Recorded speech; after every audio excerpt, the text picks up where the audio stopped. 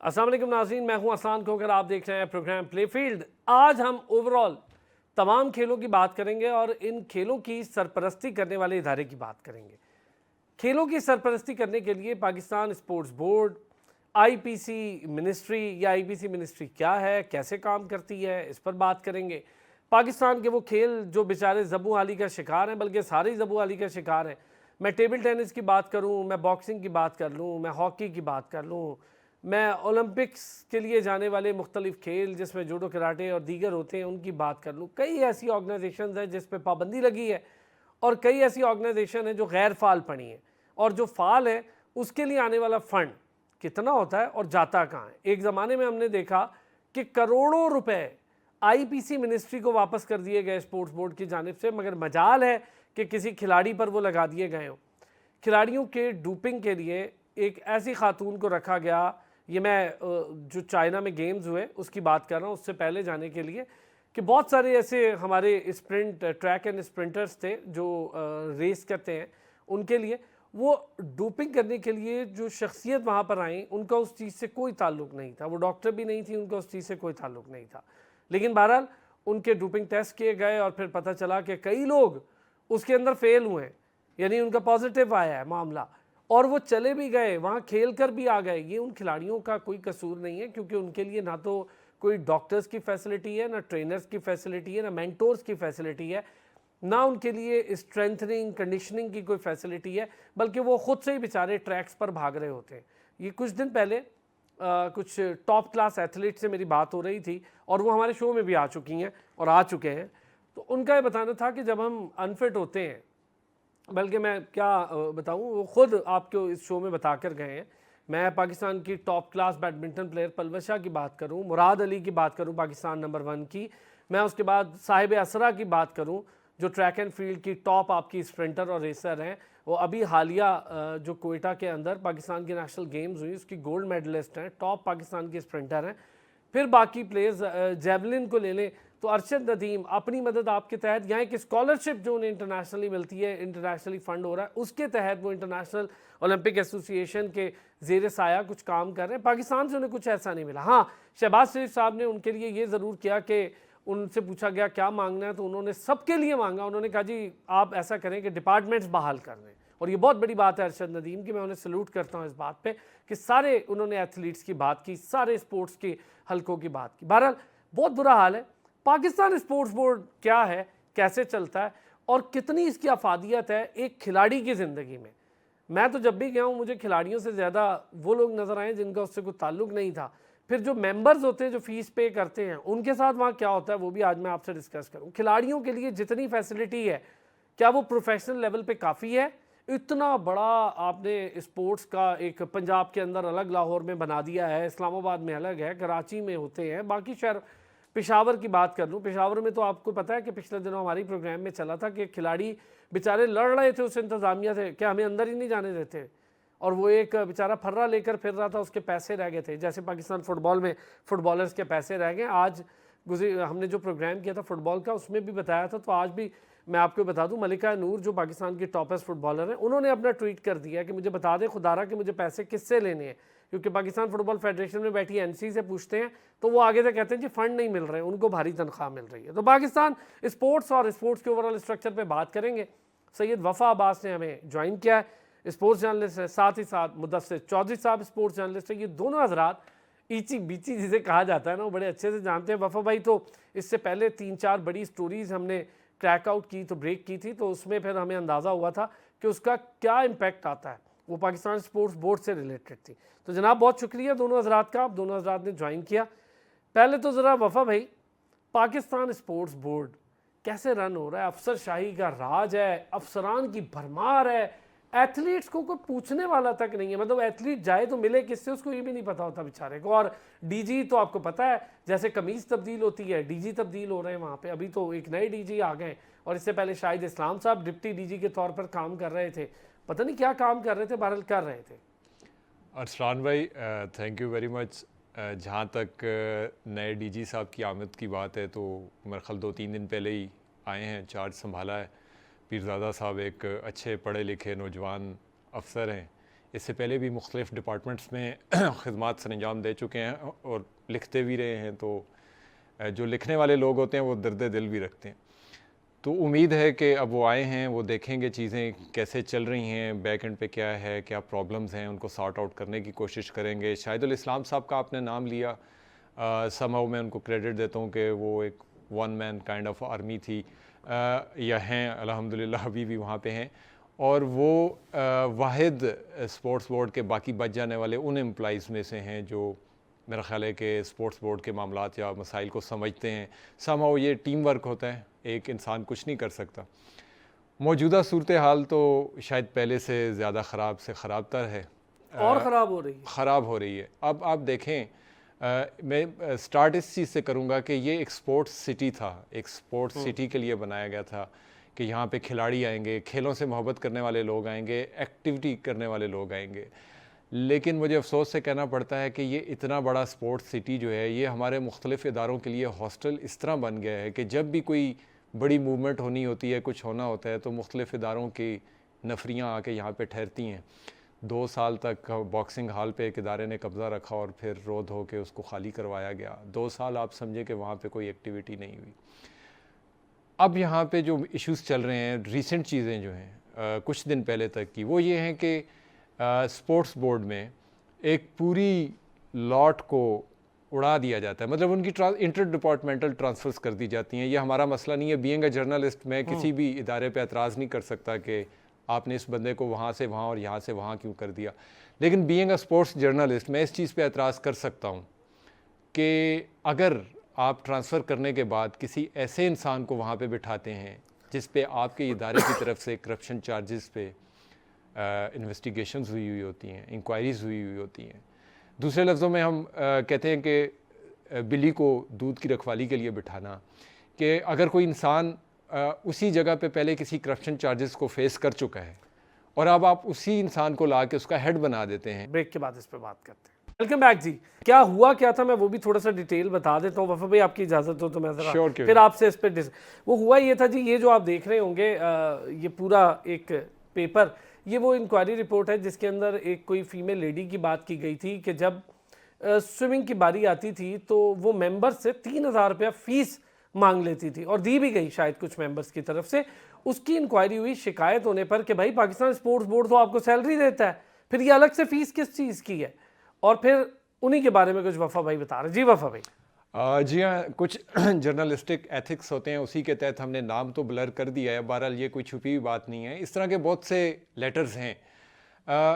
अगर हम ये कहते हैं कि जी तब्दीली आती है वक्त के साथ साथ, देखें ये तब्दीली तब हम माने कि कुछ बेहतरी नज़र आ रही होती है। इंसान से गलतियाँ होती हैं, मेरे से भी होती हैं, लेकिन अगर मैं वो दोहराता रहूँगा तो वो गलतियाँ पूरे माशरे पे असर करेंगी। यहाँ तक पता लगा है कि अच्छा, स्पोर्ट्स कम्प्लेक्स के जो मेंबर्स हैं, ऑब्वियसली वो एक इदारा है, उसके लिए मेंबरशिप होनी चाहिए। अगर मैं जाता हूँ तो मेरे पास मेंबरशिप कार्ड होना चाहिए। सही है। लेकिन पिछले दिनों में इतने ज़्यादा चार्जेस बढ़ाए गए हैं स्विमिंग पूल के लिए, जिम के लिए, ये बाकी फैसिलिटीज़ के लिए, आम पब्लिक जो पे करती है वो कर भी रहे हैं। लेकिन आप इस इदारे को इस्लामाबाद क्लब नहीं बना सकते, आप इस इदारे को गन्स क्लब नहीं बना सकते। Very well said. आप क्या फैसिलिटी दे रहे हैं? फिर हमें तो ये पता लगा कि आप 500 रुपये दे के पूल में नहा भी सकते हैं, तो मेंबर्स इसके लिए भाई मैंने जब नहाना है मैं चला जाऊंगा, गाड़ी पार्क करूंगा, 500 रुपये का वहाँ से टिकट या कूपन है वो ले लूँगा और मैं नहा के बाहर आ जाऊँगा। इसी तरह अगर मुझे जिम में जाना है या कोई और फैसिलिटी अवेल करनी है, शायद वहाँ पे भी टिकटिंग शुरू हो चुकी हो। तो ये नए आने वाले डीजी साहब को ये चीज़ें पता होनी चाहिए। पिछले कितने डीजीज़ गुजरे हैं, मैं बार बार नाम लेता हूँ, अगरचे उन पर इल्ज़ाम आते हैं। डॉक्टर अख्तर नवाज़ गंजेरा को देख लें, कर्नल साहब को देख लें जब वो रहे, कर्नल आसिफ साहब के पास। इन दो हजरात को मैं ये क्रेडिट ज़रूर देता हूँ कि जब भी उनके ऑफिस में गए हमें कोई ना कोई स्पोर्ट्स में नज़र ज़रूर आया। यस, मुलाकात हो रही होती थी और वो अक्सर ये कहते थे कि मैं पहले बच्चे की बात सुन लूँ, और ये नहीं होता था कि वो हमें दिखाने के लिए वैसे 100 इख्तलाफात सही, लेकिन शुएब खोसो, मैंने लास्ट टाइम जब उनसे मेरी मुलाकात हुई, मैं एक स्पोर्ट्स फीमेल गर्ल की बात कर रहा हूँ, उसका कोई इशू लेकर गया और उन्होंने मुझे ये कहा कि फटाफट इनसे कहें कि मुझसे बात करें। मैंने कहा ये मैं करवाता हूँ। उन्होंने बात की और उस लड़की को बुलवाया अगले दिन, और फिर मुलाकात भी हुई बड़ी डिटेल, और फिर वो मामला भी हल हुआ। अरसलान भाई, ये चीज़ देखें काउंट करती है कि अब नए आने वाले डीजी साहब हैं, पढ़े लिखे इंसान हैं, वो शाहिदुल इस्लाम साहब हैं, वो मिल के बैठें और वो मीटिंग्स इंटर डिपार्टमेंटल ज़रूर करें, लेकिन सबसे पहले वो उन खिलाड़ियों से तो कर लें जिनके लिए आपने इतनी बड़ी फैसिलिटी बनाई है। फिर अगर हम डिपार्टमेंट, अभी ये लेटर दिखा दिया, ये एक लेटर नहीं है, इस तरह ऐसी की कई चीज़ें, ऐसी बहुत सी चीज़ें हैं। लेकिन सबसे ख़तरनाक चीज़ ये है कि अगर आपका कोई ऑफिसर किसी करप्शन में शामिल नहीं होता या ऐसे किसी लेटर पे साइन करता है कि यहाँ पे करप्शन की गई है, तो उस पर इंतहाई भयानक किस्म के इल्ज़ामात लगाए जाते हैं जिसमें हरासमेंट तक शामिल है। यानी उसी को दबाया जाता है जो इसकी मतलब इंक्वायरी कर रहा उसको होता है। मैं आज भी एक ऐसे ऑफिसर से कांटेक्ट में हूँ जो मुल्तान से थे, एक बहुत बड़ी वेल ऑफ फैमिली से उनका ताल्लुक था और वो एक बड़ी अच्छी लेविश लाइफ यहाँ पे गुजार रहे थे, यहाँ पे जॉब कर रहे थे, और वो जाते वक्त कह के गए कि मैं अब तंग आ गया हूँ, I don't need that money जो मैं अर्न कर रहा हूँ, लेकिन मैं लड़ लड़ के तंग आ गया हूँ। अब मैं सुकून चाहता हूँ अपने लिए, अपने घर वालों के लिए, अपने बच्चों के लिए कि मैं आराम से सिस्टम में काम करने वाला काम नहीं कर सकता। मुदस्सिर साहब, सलान साहब, वफा की बातें जो हैं वो मेरे ख्याल में जब भी ब्रेक की है स्टोरी, उसमें कभी भी हमें जोल नज़र नहीं आया, और ये जो बातें अभी भी कर रहे हैं इसमें एक एक बात सच है। मैं बात यहीं से शुरू करूँगा कि आप कोई भी प्रोजेक्ट शुरू करते हैं तो उससे रिलेटेड लोगों को उसमें इन्वॉल्व करते हैं। जी आपको फूड स्ट्रीट शुरू कर लें, आपको प्रॉपर्टी का बिजनेस शुरू कर लें, आप किसी मीडिया उसे हाँ, शुरू कर लें, रेलिवेंट लोग आप रेलिवेंट लोगों को एंगेज नहीं करेंगे तो आपका वो बिज़नेस कामयाब नहीं होता, आपका वो प्रोजेक्ट कामयाब नहीं होता, आपकी वो फूड स्ट्रीट कामयाब नहीं होती जिसमें लोगों का। अब ये जो स्पोर्ट्स बोर्ड है, स्पोर्ट्स किस लिए है, किसके लिए है? लोगों के लिए है ना। और स्पोर्ट्स बोर्ड के लोगों को ये क्यों समझ नहीं आती कि यहाँ पे गेम्स होंगी तो ये स्पोर्ट्स बोर्ड तरक्की करेगा और आगे बढ़ेगा। और गेम्स कौन करेंगे? क्या किसी अफसरान के बच्चे करेंगे? क्या जो अशराफिया है उनके बच्चे गेम्स करेंगे, वो इन्वॉल्वमेंट होंगे? नहीं, कॉमन पीपल होते हैं, आम जो दरमियाने दर्जे के लोग जिनकी ज़िंदगियों में अचीव करने के लिए कोई बड़ा बिज़नेस या बड़ी चीज़ें नहीं होती, वो कोई स्पोर्ट्स के ज़रिए, कोई तालीम के ज़रिए, कोई अपनी टेक्निकल एजुकेशन की वजह से ज़िंदगी में आगे बढ़ने की कोशिश करते हैं। बहुत सारे नाम आपने लिए, ये वो नाम हैं जो उन्होंने अपनी मेहनत के साथ आगे बढ़े और दुनिया भर में पाकिस्तान का नाम रोशन किया और पाकिस्तान के साथ एक एजाज़ात लेके वापस आए। अब जिस स्पोर्ट्स बोर्ड की आप बात कर रहे हैं, इसकी दूर से बिल्डिंग देखें, इसके विजुअल देखें, इसकी वेबसाइट पे जाएं, वीडियोस देखें, तो आपको गुमान होता है कि ये किसी ऐसे ही मुल्क का स्पोर्ट्स बोर्ड है या स्पोर्ट्स ग्राउंड्स हैं जैसे दुनिया में किसी बड़े कंट्री का नाम ले लें। लेकिन जब आप इसके अंदर जाते हैं, इसके हालात देखते हैं, और ख़ासकर जो बात, आप अंदर दाखिल हों पहले गेट पे, आप दोनों जो बात कर रहे हैं ना कि हम वहाँ चले गए, आपको ये अच्छा लगा और ये वहाँ आपको सहूलत नज़र आई, आप ये अपने जहन में रखिए कि आप दोनों भाई जर्नलिस्ट हैं। आपकी कहीं ना कहीं आपको रास्ता पता है कि हमने जाना किधर है, बात किससे करनी है और किसको ये मैसेज कन्वे करना है। ठीक कह रहे हैं। हम यहाँ इस प्रोग्राम में अगर बात करेंगे तो कॉमन मैन की बात करेंगे। मैं चैलेंज से कहता हूँ कि अभी किसी एक बंदे को यहाँ से भेजिए, उसे कहिए कि मैंने वहाँ पे जिम में ट्रेनिंग करनी है या स्विमिंग पूल पे जाना है, मैं कहता हूँ कि 2 दिन तक तो शायद वो पहला गेट ही नहीं पार कर उसको बंदा ही नहीं समझ आना, पहला गेट नहीं पार कर पाएगा। उसको जो सिक्योरिटी गार्ड हैं वही उसको एक्सेस नहीं करने देंगे, और उसके बाद जब वो अंदर जाएगा उसका जो फार्म होगा, फीसिस होगी, आना जाना। 5 अरब रुपए के या 5 बिलियन के हम बजट की बात करते हैं। प्राइम मिनिस्टर साहब ने इनिशिएटिव लिया प्रमोशन के लिए कि जी गेम्स और स्पोर्ट्स की प्रमोशन हो। 1.9 बिलियन 2 मुख्तलिफ के लिए प्रपोज किया गया स्पोर्ट्स बोर्ड के तहत, जिसमें प्लेयर डेवलपमेंट और प्लेस ट्रेनिंग, स्ट्रेंथनिंग और प्लेयर पर खर्च, मतलब टोटल खेल पर खर्च करने की बात। पहले तो मैं आपको भी बताऊं कि लातादाद ऐसी हमारे यहाँ फेडरेशन एसोसिएशन हैं जिन पर पाबंदी है और किसी को पता ही नहीं है वो क्यों पाबंदी है। देखिए, आप अगर खेल की अपनी प्रमोशन करनी है ना, हम तनकीद तो यकीनन बिल्कुल करेंगे, जहाँ पे गलत होगा तनकीद करेंगे, जहाँ पे अच्छा होगा तारीफ़ भी करेंगे। लेकिन चूँकि तारीफ़ के लिए हमें कोई इमेज नज़र नहीं आता तो तारीफ़ के आंसर ही कम नज़र आता है। एक बड़ी फ़ौज है मुलाजमीन की। मैं आपको अपनी एक मिसाल देता हूँ। हमने अपने सहाफ़ियों के लिए एक बैडमिंटन का टूर्नामेंट करना था, तो हमें चूँकि उसके कवानीन का नहीं पता था, तो हमें अंपायर चाहिए था। तो अंपायर 2 बच्चे आ गए। जब उनसे खुले हम बात की तो पता चला कि ये 2 बच्चे वहाँ के मुलाजमीन के बच्चे हैं और इनको वो तमाम सहूलियात मुयस्सर हैं जो किसी भी नेशनल या इंटरनेशनल प्लेयर को मुयस्सर होनी चाहिए। ठीक। और वो उस छोटी सी उम्र में 4 से 5 ममालिक का विज़िट कर चुके हैं। ये वो अलमिया था। और मैंने पूछा कि और लोग उस हाल में जाने के लिए एक्सेस जो है वो आप दोनों से बेहतर कोई नहीं जानता। हमारे यहाँ पे बात करने से अगर किसी को अंदाज़ा ना हो रहा तो एक दफ़ा ज़रा खुद चक्कर लगाए और कहे कि मैंने अपने बच्चे को प्रैक्टिस करानी है, उसको समझ लग जाएगी कि होना क्या है। पहली बात ये। अब ये जो फ़ंड आता है, इस फ़ंड का ज़्यादातर तो इस्तेमाल आपको पता है कि मुलाजमीन की तनख्वाहों में जाता है। ये जो प्रमोशंस के लिए भी जो आता है जो तनख्वाहों में चला जाता है, या फिर ऐसे प्रोजेक्ट जिनकी मतलब कि आप उन ग्राउंड्स को आबाद नहीं होने देते, वो पड़े पड़े वहाँ पे उनकी ख़राबी होती है, वो सीटें पड़ी पड़ी ख़राब हो जाती हैं, उन्हीं को दोबारा रंग किया जाता है, उन्हीं को दोबारा मेंटेनेंस के नाम पे आपके पैसे जो हैं वो ज़ाया कर दी जाते हैं। होना क्या चाहिए? होना ये चाहिए कि ये जो आपका एक बड़ा घर है जिसके अंदर आपने एक उसको मस्जिद का दर्जा दे दिया, तकरीबन खिलाड़ियों के लिए तो मस्जिद ही बन चुकी है कि आप अंदर आ नहीं सकते, आएंगे तो पहले वुजू करें, और वुजू करना है तो फिर आप वुजू करने के बाद बताएंगे कि आपको तरीका आता है नमाज का, नहीं आता, उस तरीके को करते करते उसकी वो 5 साल गुजर जाते हैं, उसको समझ ही नहीं आती कि मैंने खेलना क्या है। आप इसका सबसे बेहतरीन इस्तेमाल ये कर सकते हैं, और ये मेरे ख्याल में वज़ीर आज़म मोहम्मद शहबाज शरीफ साहब और राना मशहूर साहब जो कि यूथ के हवाले से बड़ा काम कर रहे हैं। पंजाब स्पोर्ट्स बोर्ड में भी खिलाड़ियों को मौका दिया गया कि वो खेल के लिए काम करें। इसको ग्रास रूट लेवल तक जाना होगा, डिस्ट्रिक्ट लेवल पे जाना होगा, स्कूल्स में जाना होगा। मैं आपको बताता हूँ कि ये जो बड़ी बड़ी चीज़ें करते हैं ना, कल मैं एक जगह बैठा था तो उन्होंने कहा जी यहाँ एक टूर्नामेंट हुआ, किसी अदारे का मैं नाम नहीं लूँगा, बात ज़रा बढ़ जाएगी, सरकारी अदारा है भी मीडिया का, उन्होंने एक छोटा सा टूर्नामेंट कराया। और मुझे कल मैंने पूछा यार उन्होंने करवाया था तो क्या हुआ? उन्होंने कहा जी 12 लाख रुपये अकाउंट से गए। मैंने कहा यार क्या बात करते हो, 12 लाख रुपए इस टूर्नामेंट के लिए, ऐसा उसमें क्या था?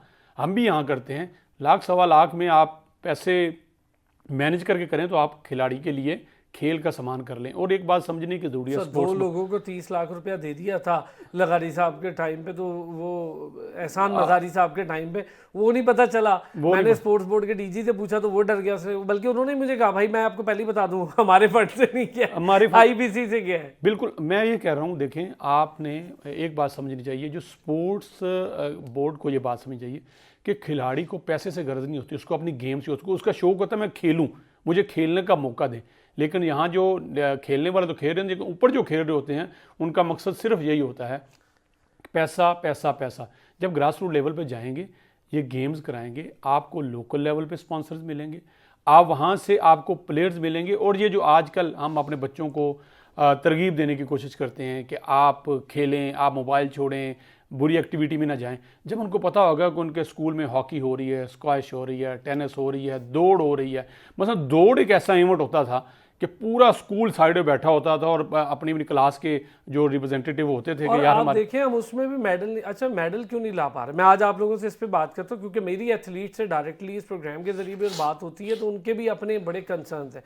वफा भाई, ये हाल है हमारा कि फरवरी में जो पाकिस्तान स्पोर्ट्स बोर्ड है उसको पाकिस्तान ओलंपिक या एथलेटिक फेडरेशन की मैं बात कर लूँ, एथलेटिक फेडरेशन के जनरल सेक्रेटरी शाहजहान मीर साहब को बैन करना पड़ा कि भाई आप मैनेजर बन के ना जाएं टीम के साथ। मतलब वो ये भी मज़े उड़ा रहे हैं कि मैनेजर बन के, जनरल सेक्रेटरी फेडरेशन का मैनेजर बन के जा रहा है, तो बैन करना पड़ा। और जो हमारे यहाँ जूडो की या 2-2 बॉडीज़ बन जाती है, बॉक्सिंग की आपको पता ही है, आपसे बेहतर कौन जानता है बॉक्सिंग को। फिर कई ऐसी अरशद नदीम की जो एथलेटिक फेडरेशन रही, वो भी बेचारी कई अरसा तो बैन है और अरशद उसमें से जाके मेडल लेकर आ रहा है। उसके बच्चों का क्या कसूर है? जब फेडरेशन बैन हो जाती है वो बच्चे तो खेल से भी चले जाते हैं, उनकी कोई सुनवाई नहीं होती क्योंकि फेडरेशन बैन होती है। अरसलान भाई, आपसे और मुदस्सिर साहब से मैं एक रिक्वेस्ट करूँगा कि किसी वक्त अगर आपको फुर्सत हो अपने रूटीन के जॉब से हट के, आप 1-2 साल का कोशिश कर लें, 3 साल का, आप सिर्फ ये डॉक्यूमेंट्स देखें कि पाकिस्तान स्पोर्ट्स बोर्ड की अर्निंग कितनी है।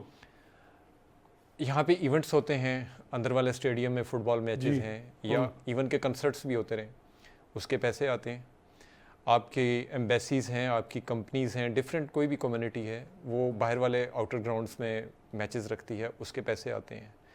कैफ़ेज़, आपने एक छोटा सा अच्छा सा कैफ़े चलें और बना दिया है, वहाँ पे पानी जूस मिल जाता है या पुराना कैफ़े है, वहाँ से पैसे आते हैं। पैसे आने का बहुत से ज़राए हैं इनके पास। तो देखा जाए कि माजी में ऐसे हालात क्यों हुए कि आपके एम्प्लॉइज़ को आके हंगर स्ट्राइक्स करनी पड़ी सैलरीज़ के लिए। सर छोटे एम्प्लॉइज़ की तो पेंशन्स भी रोक दी, उनकी सैलरीज भी रोक दी, ये बड़े मामला हुए। लेकिन बड़े जो पैसों की बात कर रहे हैं ना, ये पैसे यकीनन आते हैं। मेरे बच्चे इस्लामाबाद के एक स्कूल में पढ़ते हैं, उन्हें इवेंट करना था मुझे अंदाज़ा है कि किस जद्दोजहद के बाद वो 2 दिन के लिए ग्राउंड मिला और कितने पैसों में मिला। वो पैसे माजरत के साथ वहाँ भाई वो PSB के अकाउंट में नहीं जाते, वो मुकमका होता है, कुछ पैसे वहाँ जाते हैं और बाकी जो मुतलका बंदा होता है उसकी जेब में बताओ जाते हैं। जी वफा भाई। जी बस मादरत चाहूँगा आपसे, मैं समझ रहा था कि शायद वो पैसे अकाउंट्स में आ जाते होंगे तो ये आपने मेरी इन्फॉर्मेशन में इजाफा किया, ये तस्सीह कर दी हमारी। बल्कि ये देखें कि आपने कहा कि फ़लाँ वहाँ चला गया, फ़लाँ वहाँ चला गया। मुझे ख़ुद माजी में एक साहब ने बताया कि मैंने IPC से फिर यहाँ पे ट्रांसफ़र हुआ हूँ। मैंने कहा आप तो बड़ी अच्छी जगह काम कर रहे थे, और ब्लॉक में बैठे थे, आपको क्या चाहिए? वहाँ पे रंग बिरंगा बंदा आता है, काम कहता है, ताल्लुक़ बनता है। कहता है भाई जितनी जॉय राइड्स यहाँ पे मिलेंगी ना, वो मुझे सारी उम्र वहाँ नहीं मिलनी थी। मतलब वो बंदा खुद मुझे वो कन्फेस कर रहा है और मुझे हंस के बता रहा है कि अब मैं काम कर कर के भाई थक गया हूँ लोगों से मिल मिल के, मैं भी चाहता हूँ घूमो फिरूँ। तो मुझे किसी ने मशवरा दिया कि भाई इससे अच्छी जगह ही नहीं है। वो थोड़ा अरसा रहे और थोड़े अरसे में उन्होंने 4 या 5 टूर कर लिए और लीगल तरीके से किए, क्योंकि लीगल करना ये जानते हैं। आप एक मिसाल देते हैं, मिसालें तो आप वो भी देख लें कि किसी की, मैं वो पर्सनल उस पर हिट नहीं कर रहा, लेकिन मसाजर को डॉक्टर भी बना दिया जाता है। ये भी यहाँ पे मिसालें रही हैं, और जब उनको बाहर भेजा जाता है तो वो डॉक्टर साहब बन के जाते हैं। सर ये देख लेना, अभी मैंने आपके सामने शेयर की ना कि उनको बैन करना पड़ा कि भाई जनरल सेक्रेटरी होके वो एथलीट्स के मैनेजर बन के जा रहे हैं टीम के। ये बिल्कुल ये सिस्टम इसी तरह चलेगा। देखें हमें बहुत ज़्यादा उम्मीद थी साबिक वज़ीर आज़म से कि वो खिलाड़ी रहे हैं, चलें और कुछ हो ना हो, खेलों का बहुत अच्छा हो जाएगा सिस्टम, वो भी नहीं हो सका। मेरी उम्मीदें जिस तरह बाकी कुछ चीज़ों से दम तोड़ती जा रही हैं, अभी अल्लाह ताला इनकी हिम्मत बाजू बढ़ाए, नए DG साहब की ये कुछ बेहतरी ला सकें। मैंने जस्ट ये ऑब्ज़र्व किया है कि आपके जिस तरह मुदस्सिर साहब ने कहा कि एक लेमैन जाता है तो वो 2 दिन तो गेट से अंदर नहीं जा सकेगा। मैं जाता हूँ, मुदस्सिर साहब जाते हैं, आप जाते हैं, कोई नहीं जानने वाला तो आप कार्ड दिखा देंगे, आप बता देंगे भाई मैं मीडिया से हूँ, वो कहेगा अच्छा सर आ जाए। मैं मुदस्सिर साहब लेकिन ये बात मैं एग्री करता हूँ कि आप इस तरह से स्पोर्ट्स बोर्ड के अंदर घुस नहीं सकते। अगर आप आम से एथलीट्स बेचारे रोते रहते हैं, हमें फोन कर करके बता रहे जब मुदस्सिर भाई ने ये बात की तो मैं तब से यही सोच रहा था कि बहुत से पीछे मतलब माजी में लोग कहते रहे कि हमने ये पब्लिक के लिए बनाया। भाई पब्लिक कैसे आएगी? थोड़ा दूर है, डिस्टेंस है, लोग जिस तरह भी अफोर्ड करके वहाँ पे आ जाते हैं, आप उनको अंदर आने दें। 4 साल पहले तक मैंने देखा कि इतना ज़्यादा वॉकिंग ट्रैक पर रश होता था, 4 या 5 साल हो गए होंगे।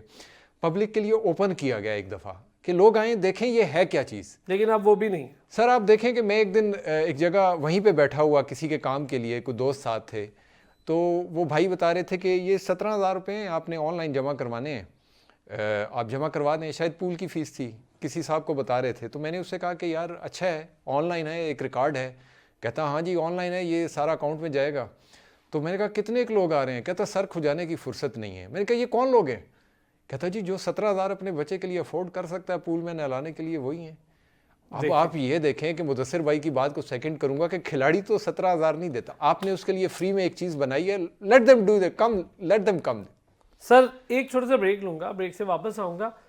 अब ज़रा बात करेंगे हम पाकिस्तान के उन खेलों पर जो बेचारी तबाहाली या ज़बूहाली के शिकार है। ऐसा क्यों है?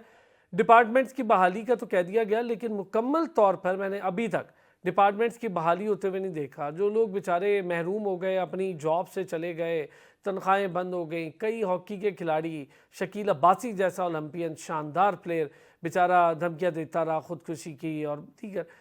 बहरहाल उसको तो मौका मिल गया, चूँकि वो ओलंपियन था तो हॉकी फेडरेशन के साथ लग गया और वो टीम का मैनेजर बन के, कोच बन के, असिस्टेंट कोच बन के, क्योंकि वो ठीक है, उसका भी राइट था, वो कर लेगा। बाकी क्या करेंगे जिनकी कोई सुनवाई नहीं है? वापस आते हैं, ब्रेक से इस पर बात करते हैं।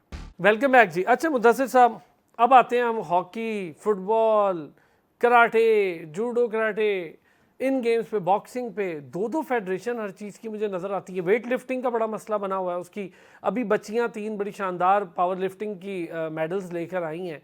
अब हर कोई उनको खींच रहा है जी मैं हमारी फेडरेशन थे। बॉक्सिंग का तो मुझे खुद अंदाज़ा है, मैंने इतना उस पर प्रोग्राम किए, वफा भाई की तवस्सुत से भी किया हमने, तो अंदाज़ा हुआ 2-2 फेडरेशन है। एक पसंद ही नहीं करती दूसरे बॉक्सर का नाम लेना, मतलब बॉक्सर्स को तबाह कर रहे हैं, उनके ऊपर सियासत हो रही है, खिलाड़ियों के ऊपर हो रही है, बड़ा जुल्म है ये।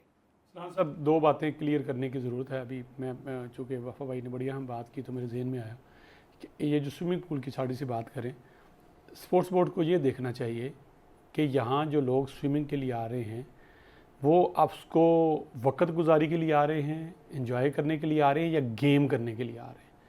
आपका ये फ़र्क जो है ना आपको नज़र, एक तरफ आपके प्लेयर्स हैं जो आपके इंटरनेशनल खेलना चाहते हैं, स्विमिंग सीखना चाहते हैं और आगे बढ़ना चाहते हैं।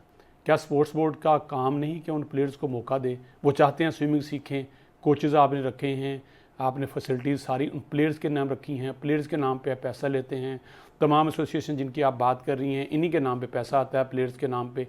उन प्लेयर्स को डेवलप करना है या अपने रिश्तेदारों को, या जो कुछ अफसरान हैं जी हम सर अफसरशाही का राज अब है हम ना, मुझे थक बताएं गए। पाकिस्तान स्पोर्ट्स बोर्ड में सैकड़ों अफसरान हैं, मुलाजमीन हैं, क्या काम करते हैं, किसी को पता है उनके वही ना, बारे वो में? अब कितनी मज़े की बात की कि वो दूसरे डिपार्टमेंट में थक गए, तो उनको लगा कि ये एक एरिया है जहाँ पे सुकून से मुझे बैठ के रहायश भी पैसे अच्छी भी कमा मिलेगी, लेंगे, हाँ। और बाहर निकलूंगा तो एक बड़ा ग्राउंड मिलेगा, बच्चे खेलेंगे, घूमेंगे फिरेंगे, और टूर तो बड़े जेन्युइन किस्म के लीगली वो कर लेते हैं कि उनको डॉक्यूमेंट में लीगली साबित करना होता है। कोर्ट भी देखती है कि लीगल है, डॉक्यूमेंट पूरा है, तो वो क्लियर हो जाते हैं। स्पोर्ट्स बोर्ड वो दो यूनियंस की बात की, दो नहीं, तीन चार हैं। हर बंदे ने एक अपनी सजा रखी है, और इसमें मैंने पहले आपको बात की, शायद आप लोगों ने पिक नहीं की, इसमें आपका बाहर के ममालिक के वीज़े जो हैं वो बड़ा काउंट करते हैं। सिर्फ एक जो टीम कोई भी जा रही है, आप उसका पूरे साथ में मैनेजर, उसका जो स्टाफ है और उसके जो प्लेयर साथ जा रहे हैं, आप सिर्फ उसी को निकाल लें कि कैसे जा रहे हैं, तो आपके लिए रोज़ाना स्टोरी है।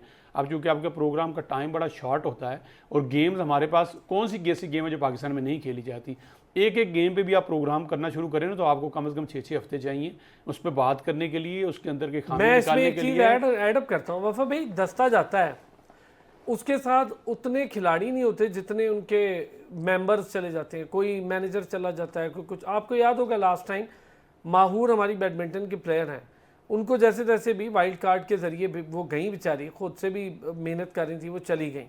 वहाँ पे वो जब अनफिट हुई, उसका पाँव मुड़ा इंडिया के खिलाफ खेलते हुए। हमारे पास तो कोई डॉक्टर, कोई कोच, कुछ चीज़ ऐसी थी नहीं, वो इंडियन ही आए, उन्होंने चेक किया, उन्होंने फिर उसके साथ हमारे एक बंदा लगा, तला तालिब या नू दस्तगीर, उनकी भी शिकायत रही कि भाई हमारे पास हमारा कोई बंदा नहीं था जो हमें गाइड करता।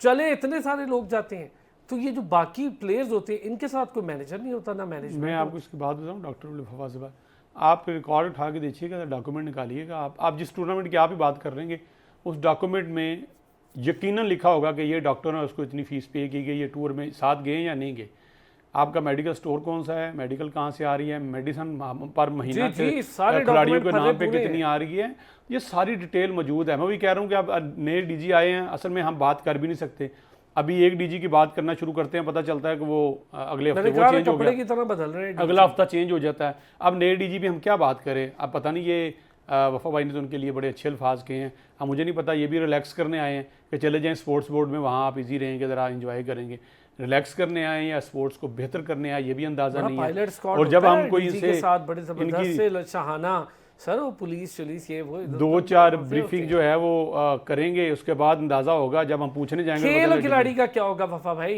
खिलाड़ियों के लिए क्या मतलब मैं ये परेशान हूँ कि एथलीट्स के लिए बनी हुई चीज़ या फंड वो एथलीट्स तक क्यों नहीं पहुँचता। ये एक अलमिया है और आप दोनों हजरात इसको बड़ी अच्छी तरह समझते होंगे। ये जिस तरह इस मुल्क के हालात हैं, उम्मीद है कि कभी अच्छे होंगे, लेकिन ये ऐसे ही रहेंगे।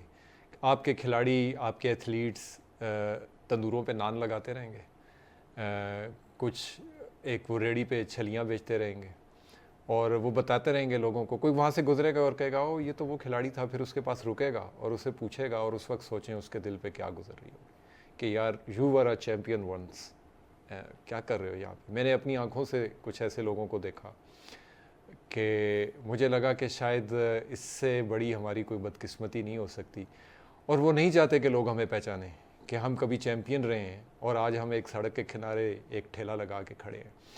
ये उन लोगों की वजह से है जिनके बच्चे यहाँ पे अच्छे स्कूलों में उन एथलीट्स के पैसों से पढ़ रहे होते हैं, उन एथलीट्स के पैसों से बाहर चले जाते हैं और वो अपनी ज़िंदगियाँ बाहर गुजारते हैं, और वहाँ जाके कहते हैं Pakistan, what a country is that to live, it happened, I heard with my ears. True.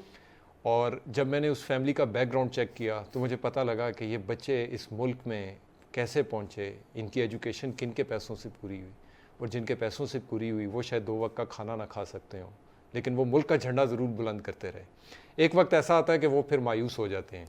इस चेंज को लाने के लिए तो अब मैं क्या कह सकता हूँ, हम क्या कर सकते हैं? या सर कोई आईपीसी मिनिस्ट्री रोल नहीं प्ले कर पा रही, पाकिस्तान स्पोर्ट्स बोर्ड रोल नहीं प्ले कर पा रहा, एथलीट्स रो रहे हैं। मैं इस शो को रखने का मकसद इस डिस्कशन को था कि जिस तरह के हार्डकोर इफेक्ट्स हम देख रहे होते हैं और बेचारे ये जो अभी तो आपने एक लेटर दिखाया, कई आपके पास ऐसी और चीज़ें मौजूद हैं, इससे पहले आप दिखा चुके हैं, लेकिन मसला यहाँ पर यह है कि जो चीज़ खिलाड़ियों के लिए बनी है, मेरा सवाल वहीं का वहीं है। और इन्होंने भी सारा एनालिसिस जो किया वो उसी के इर्द गिर्द है कि क्यों नहीं हो रहा ऐसा, वो सब बता दिया कि यहाँ प्रॉब्लम ठीक करना हुकूमतों की जिम्मेदारी। मेरा ख्याल है प्राइम मिनिस्टर को ही इस पर आगे बढ़ना होगा, ये मिनिस्ट्रीज़ के बस की बात रही नहीं है, क्योंकि मिनिस्ट्रीज़ में अब राना सनाउल्लाह साहब आईपीसी मिनिस्टर हैं, बिल्कुल हैं, लेकिन क्या राना सनाउल्लाह साहब वो सारी जो मिनिस्ट्री के नीचे लोग बैठे हैं उनके जो काम या कारनामे हैं उनसे वाकिफ़ तो ज़ाहिर नहीं होंगे ना, उन तक जो फाइलें पहुंचाई जाएंगी वही वो देख सकेंगे। पर एथलीट्स अपनी बात कहाँ तक पहुंचाएं, कैसे पहुंचाएं, मेरा सवाल वही है। और यही सवाल हम लेके अगला भी एक प्रोग्राम इस पर करेंगे, कुछ एथलीट्स को भी लेंगे और उनसे भी इस पर बात करेंगे। बहुत शुक्रिया वफा अब्बास साहब, आपका भी बहुत शुक्रिया। मुदस्सिर चौधरी साहब, आपका भी बहुत शुक्रिया। नाज़रीन, आपका भी शुक्रिया। फिर होती है आपसे मुलाकात, अपना ख्याल रखिएगा।